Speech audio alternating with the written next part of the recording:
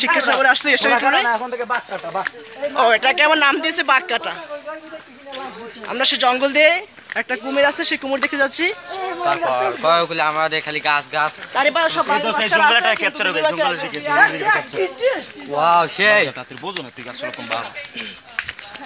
এই যে একটা কি জানি কয় টাইগার টিলে না জানি কি কয়